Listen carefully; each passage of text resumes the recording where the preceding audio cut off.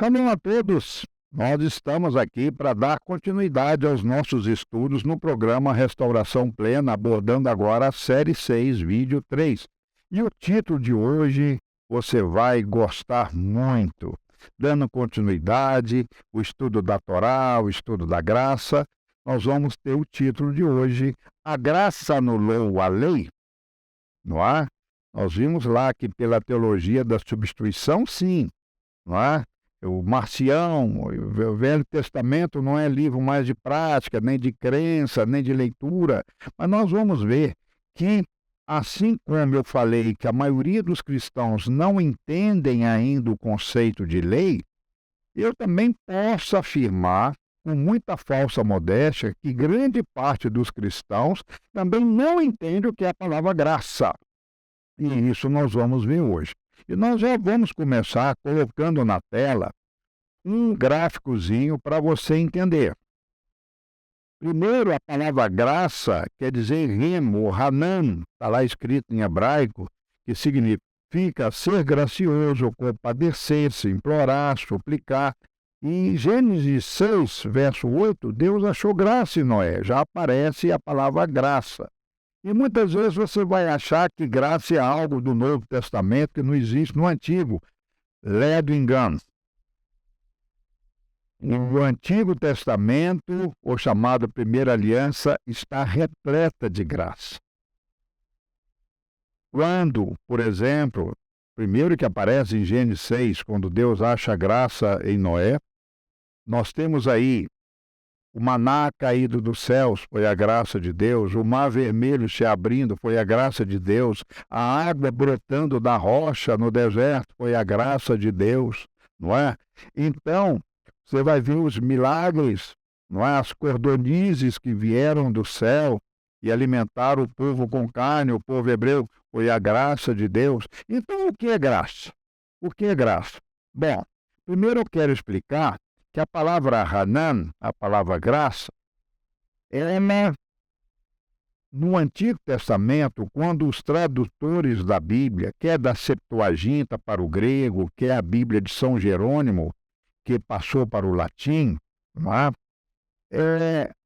Quando viam a palavra Hanan, eles traduziam como bondoso, compassivo, misericordioso, benigno, não é? Favor imerecido. Então, eles davam um sinônimo, porque eles queriam que a palavra graça ficasse só retida no Novo Testamento.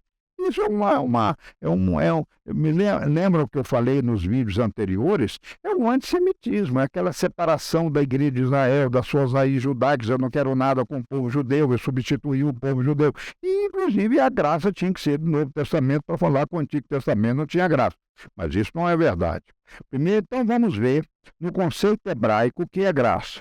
Eu vou dar um exemplo muito simples. Aliás, meus exemplos são muito simples, para que todos possam entender. Independente do nível escolar, do seu conhecimento, você vai entender. Assim eu tenho feito e faço questão de continuar sendo bastante explícito, bastante simples no meu exemplo.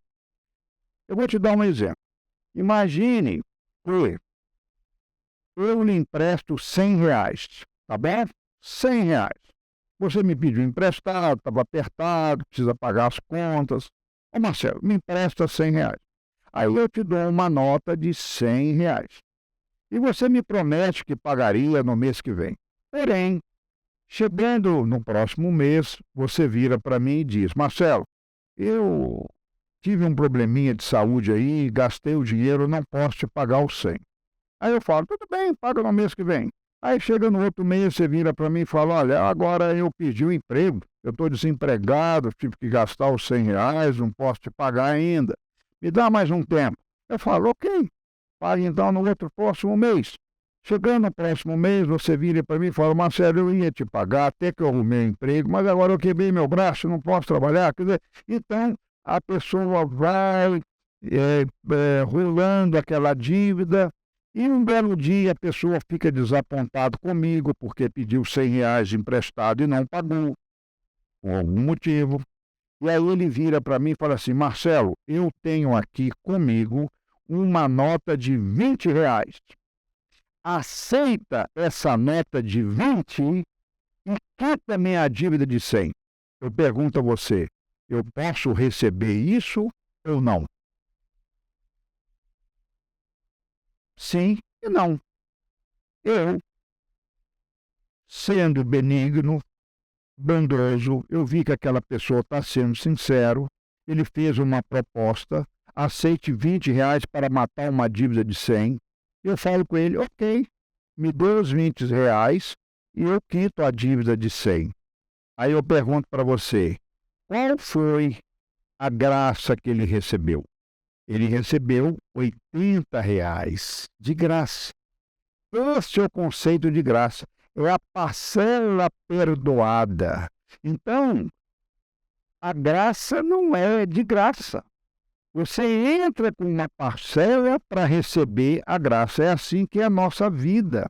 A graça de Yeshua morrer naquela cruz não é de graça. Vai exigir de você uma renúncia, vai exigir da sua vida, agora que você aceitou Yeshua, uma vida limpa, honesta, de propósitos, andando nos caminhos do Senhor. Essa é a graça. Mas você entrou com a sua fé, você entrou com a sua renúncia, você entrou com um preço. Yeshua pagou o preço para você, te perdoou a parcela que você não pagou, os R$ 80, mas os 20 você entra.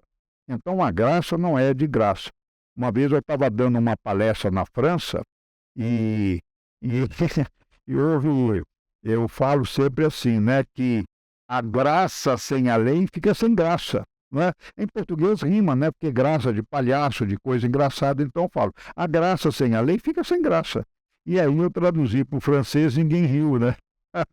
Depois eu fui perceber que a palavra graça em francês não tem essa conotação similar ao português, né? A graça sem a lei fica sem graça. Mas vocês entenderam em português muito bem. Então, a palavra Hassid é aquela palavra piedoso. Sem dúvida, a maior graça que Deus nos deu foi o seu próprio Filho, que morreu por nós, trazendo para aquele que nele crê a vida eterna. Quando você confessa com a sua boca, não é? Que Yeshua, Jesus, é o Senhor, é o seu Senhor, entregue a sua vida a Ele, você ganha o novo nascimento. Mas não é de graça. Você entra com a sua parcela, você entra com a sua renúncia. Não é interessante ver o conceito de graça no hebraico? Olha lá, João 1,17. O que diz? A graça vem acompanhada da verdade. A graça nunca é só graça, ela vem com a verdade. Porque a lei foi dada por Moisés, por intermédio de Moisés, mas a graça e a verdade vieram por meio de Yeshua, o Messias. Então veja bem, Moisés foi o intermediário, agora Yeshua não. Yeshua foi a própria verdade, a própria graça de Deus que você recebe. Yeshua não é intermediário, ele é Deus. Ele é Deus, ele é o Filho de Deus, ele tem a essência de Deus. Então, muitas pessoas interpretam erradamente esse verso, não é? Falando que a lei não tem nada a ver com a graça. Como não tem? A própria lei já é uma graça, não é verdade? A lei existe para me proteger. Não é? Então a expressão graça e verdade aparece mais de 20 vezes no Antigo Testamento, é também chamado Tanar. E eu quero falar para você, a palavra Hesed, graça, e a palavra Emet, verdade, elas andam juntas. Então, Yeshua é a junção da graça e a verdade. Assim podemos entender o Antigo Testamento. Aí eu vou dar exemplo lá de Provérbios, não é? E onde o próprio João extraiu a expressão graça, e também lá em Êxodo 33, a minha presença irá contigo, eu lhe darei descanso. O Shabat também é uma graça do descanso, uma graça reveladora, não é? E podemos então já adiantar um pouquinho, falando que a graça da salvação em Yeshua, ela não é incompatível com a lei, elas andam juntas. Olha, como eu disse no vídeo anterior, se Deus quisesse somente a salvação em Yeshua, bastava você receber Yeshua hoje e morrer amanhã. Para que você tem que ficar sofrendo nesse mundo?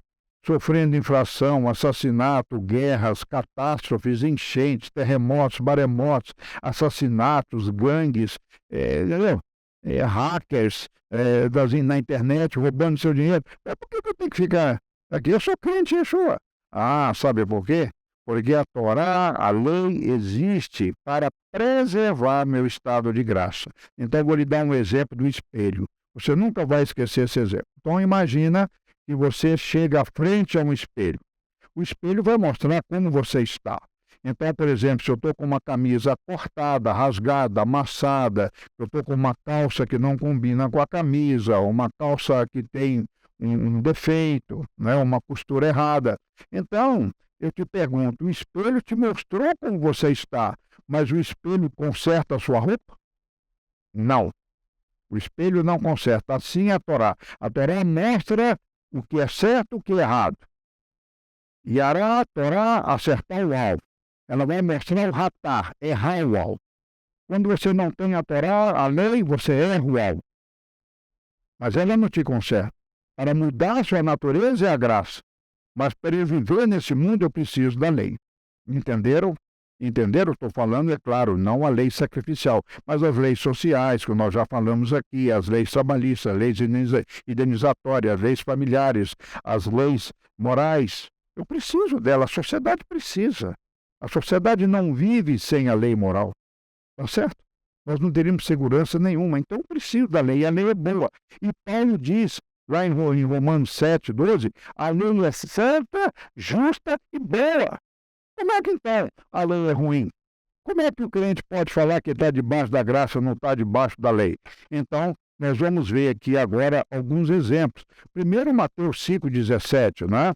Que Yeshua não revogou a lei, mas cumpriu. A palavra aí é plerosai, é cumprir. Ele executou, ele viveu, ele praticou, ele obedeceu a lei. Ele não veio revogar. E você quer saber de uma coisa? Você quer saber de uma coisa? Eu vou lhe falar. Deus Pai cria a lei e o filho anula? Eu não queria nesse filho. O filho que não honra o pai, que não obedece o pai cria, o filho anula? Imagina, Deus cria a lei, as 603 leis, o filho vai e anula? Ele, como filho de Deus, tem a essência do pai? A gente não pensa. Por isso que o crente que fala, eu estou debaixo da graça, estou debaixo da lei, não entendeu o contexto nenhum. Ele não está falando sobre que a lei é ruim e má. Ele fala que a lei é santa e justa e boa em Romanos, como é que ele pede no versículo seguinte, no próprio livro de Romanos, falar que não é? Não é verdade? Então, Romanos 7, 22. O homem interior tem prazer na lei. Gente, o homem interior é aquele que guarda a lei. Vou dar um exemplo muito simples. Imagina você, um motorista que faz o trajeto Rio-Belo Horizonte todo dia, 2 vezes por dia. Ele precisa das placas de trânsito? Não. Se ele faz essa viagem durante anos e anos, ele já sabe a curva, ele já sabe a ponte, ele já sabe a cidade, ele já sabe a parada. Não precisa de placa. Lembra que eu comparei que as placas de trânsito com a Torá? Então, eu estou em Yeshua. Eu preciso ficar... Quer dizer, se eu tenho a lei no meu coração, essa é a lei interior. Ela está dentro de mim, é essa lei que Paulo fala. A lei espiritual, ela está dentro de mim, eu amo a lei. E você viu o Salmo 119, quase 90% do grande Salmo 119, exaltando a lei. Eu me deleito na lei.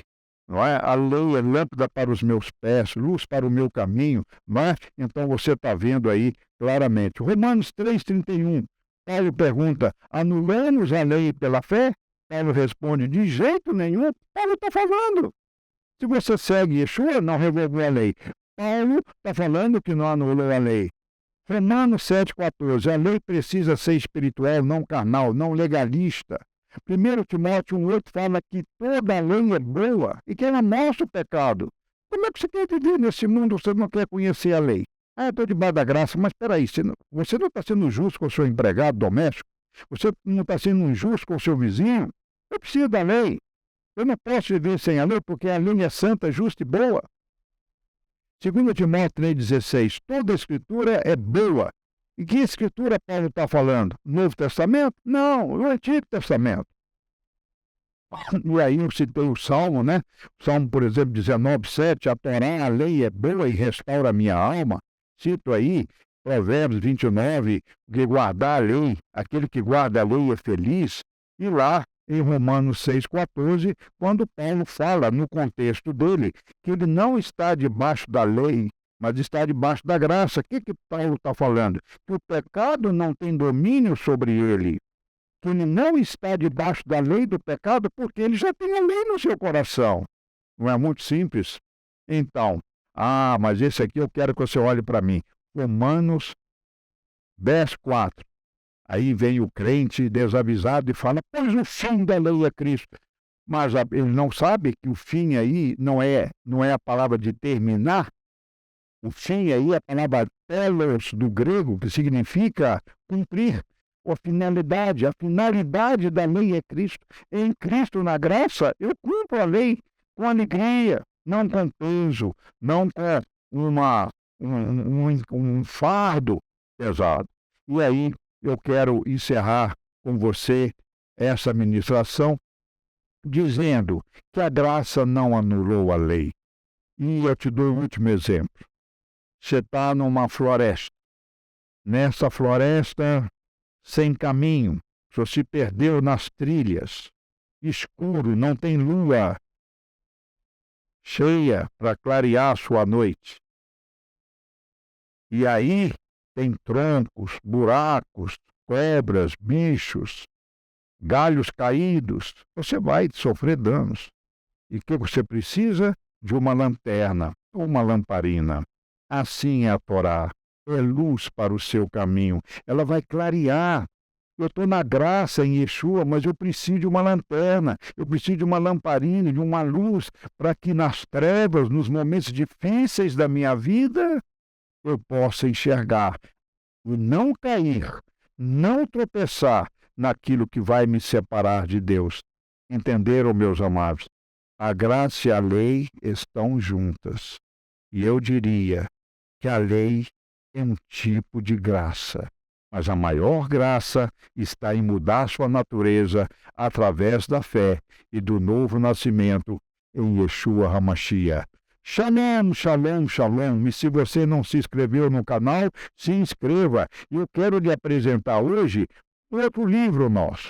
Esse aqui é o livro Restaurando Doutrinas da Igreja do Primeiro Século. Olha, são 33 lições que eu e a minha esposa escrevemos, explicando essas coisinhas todas para você. O que é o batismo, o que são anjos, demônios. Tem crente que não entende demônios, não entende o papel do anjo. Então nós vamos entender. A doutrina é restaurar as doutrinas judaicas da fé. E para as crianças, tem alguma coisa? Tenho. É o seguro infantil. Nós escrevemos com carinho para você. Olha aqui, ó, todo ilustrado, não é? Tá vendo? Todo ilustrado, mostrando Yeshua como judeu, não como um romano, dos olhinhos azuis, cabelos louros. Não, vamos mostrar o Jesus judeu.